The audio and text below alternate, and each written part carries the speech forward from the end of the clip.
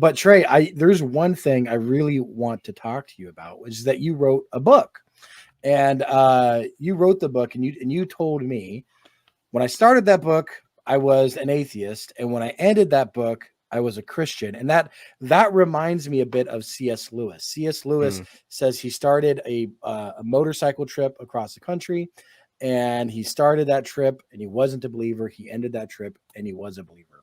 Right. And so, why don't you tell me a little bit about that?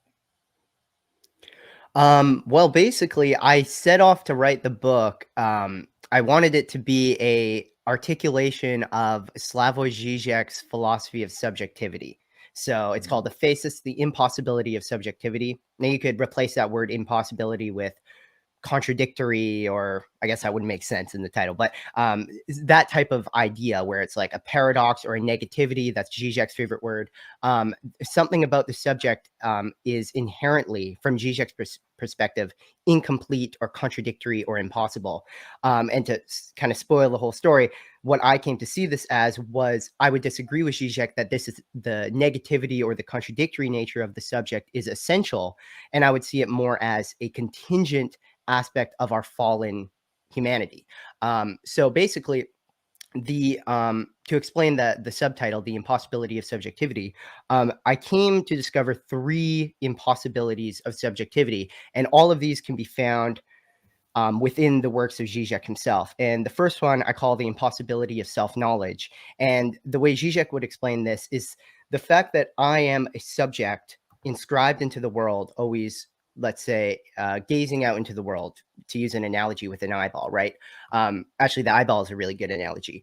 How could the eyeball ever see itself?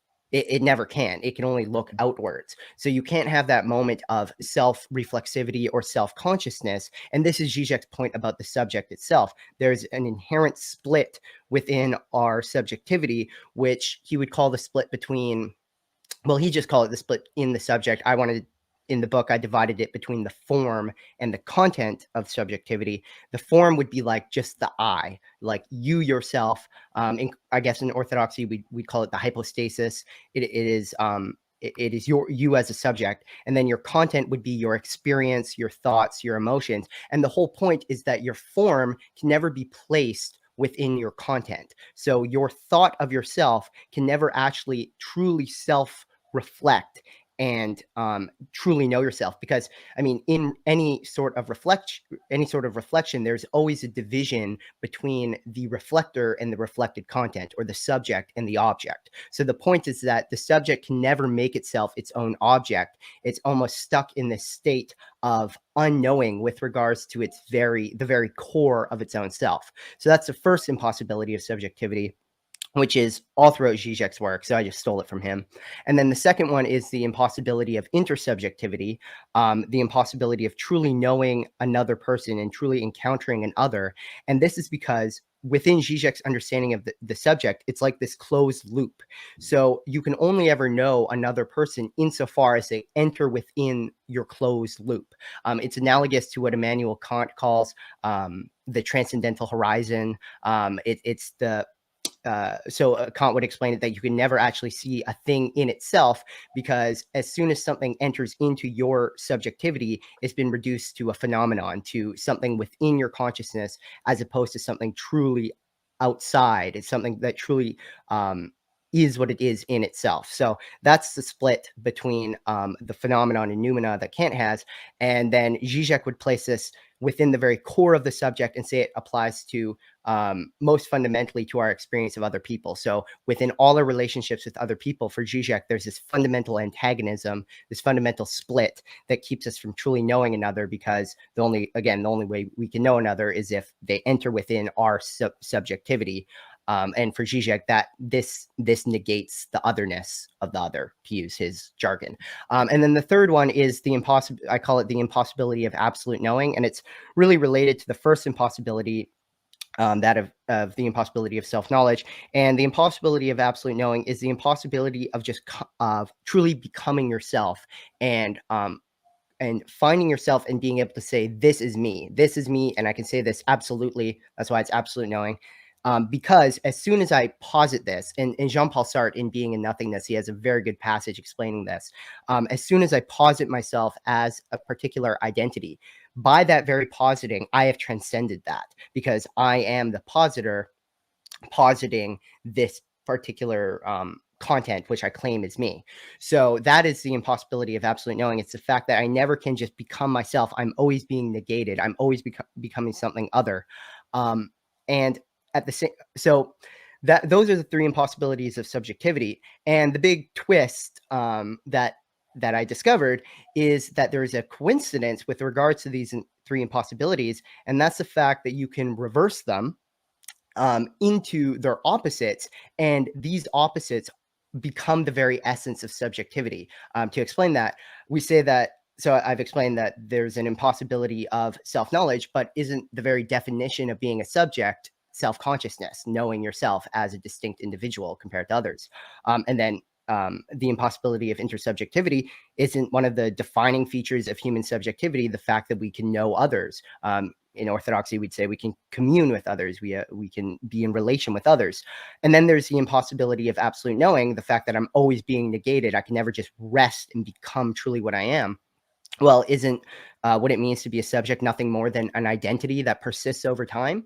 So what I discovered here was, in my mind, was the structure of the fall itself. And this is what originally led me to start considering that Christianity might be true.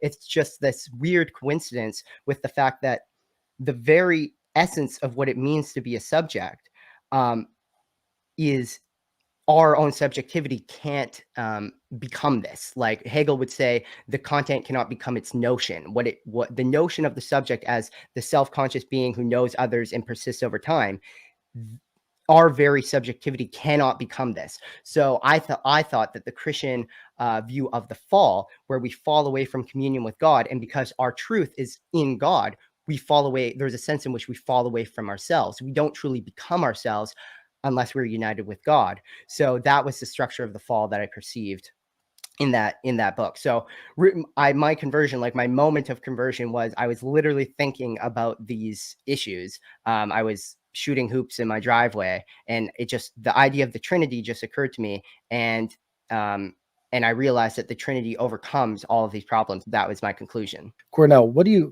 you have to say about everything he just said? How did you have like any sort of pedagogical steps from like Descartes and like knowing how the story of epistemology played out? Was that anywhere in the purview of like, okay, why is Kant saying these things about the phenomenal and the noumenal? Not really, not at this time. It's funny you mentioned that, because I'm writing another book called, the title right now is Anagogia, Modern Philosophy Through New Eyes. And it's doing kind of what I do on my channel, reading Western philosophy from a biblical and orthodox perspective. And in the introduction, I kind of want to do that history and just show the logical steps from Descartes' cogito down to Zizek's subject. And I talk about this in the preface to Aphasis. I consider, and I have some videos on it, I consider the way Zizek describes his subject as the abyss of hell. It's what in like exactly how Father Dimitri right here, he explains the abyss of hell in his Experience of God series. It's like he even uses the same words that Zizek uses to describe his subject. And that's why my approach to Zizek is not to say, oh, he's such an idiot because he thinks that the subject is this void or whatever. That's the terms he'll use. It's that, no, he's actually getting at something true, something real. It's just he doesn't have the right context to interpret it. So he sees this voidness as the truth of our being, what we truly are in ourselves, when I would just see it as a potential of our consciousness insofar as we are fallen. Yeah, because if you're cut off and you think all you have is the phenomenal and you can never experience the noumenal, right, then that is your reality. Yeah. So yeah. Whereas in Orthodox Christian, we do see a bridge, an analogical relationship to the phenomenal and the noumenal, and that's why we pray, heaven come on earth, Right. Yeah. Let your will be done on earth as in heaven. So for all the other knuckle draggers out there, what are you talking about? Phenomenal and the noumenal, the relationship between the two of these. What is this? What is this that you're talking about? Cornell, do you want to explain? Yeah, I mean, so the idea is you have a thinking apparatus, you have a mode of being, right? And what it is that he's saying is, like in Kant, for example, this is not a blank slate passive receptacle, right? This idea that what is it called? Tabula rasa. I can't Tabula remember. rasa. Yeah. blank So slate. this idea of a blank slate, like, no. So in Kant, your mind is attacking everything, right? Mhm. And so when it attacks it, it then structures it and orders it and says, all right, there you go. And so because you attack it and you manipulate it to where you can then experience it, Mhm. you're not actually encountering the thing as it is in itself. Okay. Sure. Okay. Does that make makes sense? Is Yeah. that Mhm. Yeah, that's a good. It's a representation as opposed to a representation that is in your mind, a phenomenon. So that's how Connick. so you are never would describe it. transcending your own phenomena. Yeah. And then this raises questions about what you can know about reality as it is in itself. You can know reality only as it is to you, but not what we have no access to the noumenal, as Kant would say. So we don't have. So this is how faith is required, like this sort of leap of faith, if you will, because reason, the bounds of reason, is only within the phenomenal or what you can experience. Okay. Okay? If you can't Yeah. experience it, you can't really talk about it, which is interesting. We did a whole series on Simeon about experiencing God. So we do think we can experience God.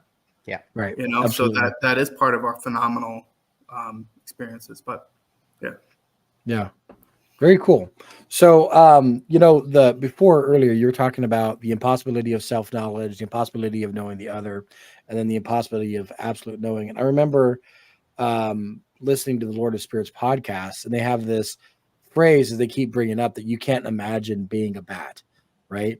That there's a certain impossibility to trying to imagine what it would be like to be somebody else. And so this sort of is amplified when you're trying to talk about imagine God, right? Like, and this is why ultimately, whenever we engage our imagination in reference to God, we're always going to end up with an idol, right? Because it's not, Right.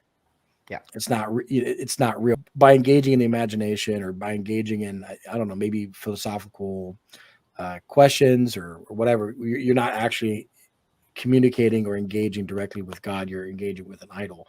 Do you think that that's accurate or no? Yeah, I think that's accurate. This is something that Pavel Florensky, one of my philosophical and theological heroes, he was a Russian martyr under the Soviets, and he's been described as the Leonardo da Vinci of orthodoxy. Brilliant man, and he talks about this, how what you were saying with like how the limits of philosophy. He uses the term rationality to talk about this, because rationality is something that occurs in your mind. It's in your head. But to truly experience ultimate reality, the reality of God, you can only experience that when you get out of your mind, because God is a person. God is not a concept. He's a person. So this is a necessity of faith. And I'm not sure how that would relate to Kant. I know we wouldn't want to frame it in the exact same way Kant does, but I do think there is a necessity of faith, because faith is this moment where you recognize your own insufficiency. So Florensky will talk about, he has this brilliant, I really wouldn't be able to explain it here. I don't have the ability to, but he explains how rationality, when it is trying to grasp the truth in a self-referential way, as a way that is just graspable on its own terms, it just falls into all these contradictions and these paradoxes, and it never gets to the truth. And actually, he'll show how this very path, the path of doubt and the path of self-referentiality, leads to the abyss of hell itself, to Gehenna, logically, when you take it fully. So Florensky reaches this moment in the text where you've reached the abyss of hell itself, and you're like, okay, what do we do now? Well, we have to realize, like, we could keep trying this futile attempt to get the truth, who is other than us, because the truth is God. God is other than us. We are creatures. We could keep trying this futile attempt, or we can have a moment of faith where we. And now that we've gone through this path to hell, we have a justification for our faith. I'm not saying you have to go to hell to have faith, obviously, but that's the experience of a lot of people. They enter into whatever you want to call it, the dark night of the soul. They experience reality when it's just them in isolation. And I when I was 16, I took magic mushrooms, psilocybin mushrooms, and I had this experience very, very profoundly of just solipsism and isolation, and it's crushing. And the only thing that got me out of that was the idea of the Trinity and the idea of God, who is truly outside of me, and I can have faith in him. And I think in that I reached a spiritual state, which is analogous to what Florensky was describing in terms of rationality and its incompleteness, where it reaches a point where it recognizes its own insufficiency. And this is humility. This is the humility of rationality, where it recognizes its insufficiency, then has the moment of faith. And this faith, where you truly go beyond your own mind, you recognize your own limitations. This is how you encounter God as a person who is truly outside of your mind, not just an object that your mind can grasp.